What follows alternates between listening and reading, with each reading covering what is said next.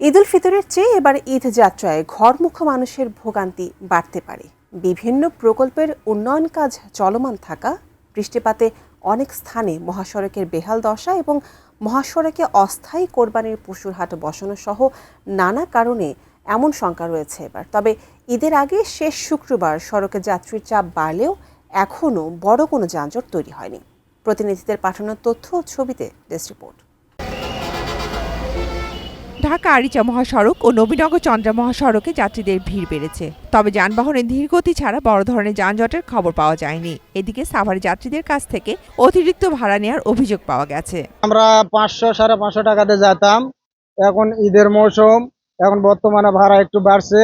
500 করে ছিল, এখন 1200-800 করে নিচ্ছে। যানজট আছে, এর মধ্যে মনে করেন যে এভাবে চলা লাগতেছে।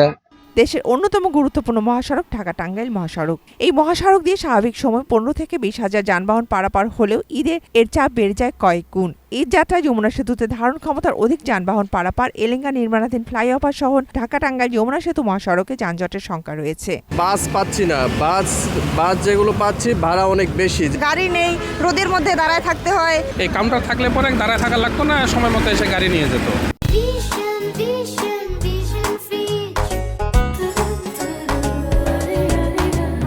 যমুনা সেতু থেকে এলেঙ্গা পর্যন্ত 13.5 কিলোমিটার সড়কটি 4 লেন সম্পূর্ণ না হয় পুরো রাস্তায় গাড়ির চাপ বেড়েছে। ঈদ যাত্রা নির্বিঘ্ন করতে ফিটনেসবিহীন যান চলাচলের বিরুদ্ধে ব্যবস্থা নেওয়া হচ্ছে বলে জানিয়েছেন পুলিশের এই কর্মকর্তা। ফিটনেসবিহীন গাড়ি, লক্ষ্যচক্কর গাড়ি যে নর্থ বেঙ্গলের থেকে আসে, এগুলির বিরুদ্ধে কিন্তু আমাদের অভিযান চলমান রয়েছে।